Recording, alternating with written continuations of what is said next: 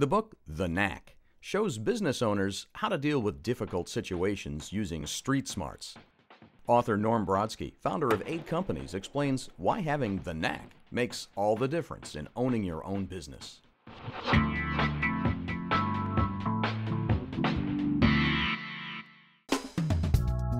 A lot of people starting out in business want to have a specific set of rules they can use to achieve their goals. The problem is there aren't any. Rather, there's a set of mental habits that you can develop that allow you to deal with a wide variety of situations as they arise. It's taken me a lifetime to develop them, but I had a good start. Early on, I had a great mentor, my dad. He was a custom peddler in New York City.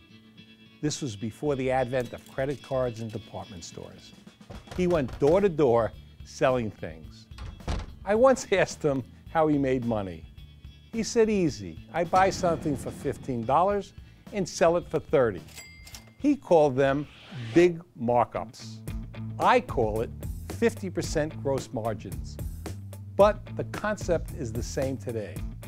Or when I complained about not knowing what to do with my life, he'd say, there's $1 million under your shoe. I looked, it wasn't there.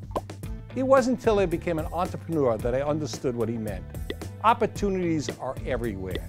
We just need to recognize them and seize them.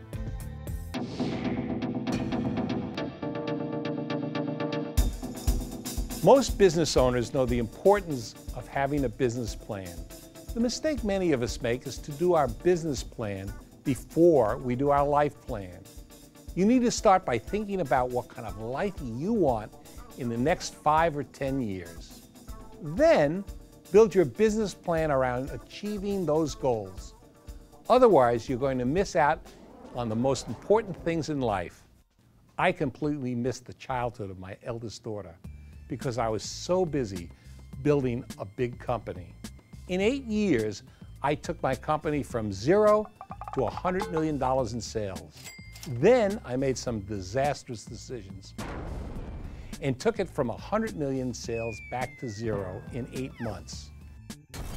When I started my next company, I made sure I didn't repeat those mistakes. With my second daughter, I was very involved. I was usually the only father on the school outings, and I focused on building a good, strong business rather than a big one. It was only 1/4 the size of my first business, but yet I sold it for $110 million. The lesson is, when you do your life plan before your business plan, you can achieve both. When you put your business plan first, you often don't achieve either one.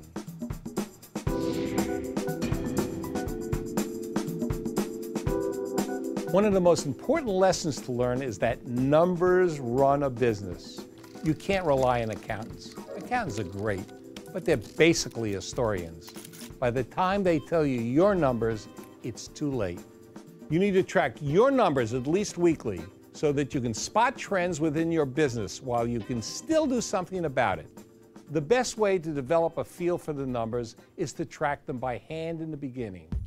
I look especially at the gross profit, which is sales minus direct cost of producing or acquiring whatever it is that you're selling. Don't make the mistake of looking at only sales. The most important number is what you have left over after your direct cost. Let's say you're selling something for $10 that costs $9 to produce. You need to make 10 sales to have a gross profit of $10. But if it only costs you $5 to produce, you only need 2 sales to make that same gross profit. And you pay for everything out of your gross profits: your rent, electricity, telephone, even your own salary, everything.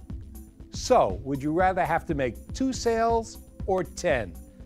That's an easy decision.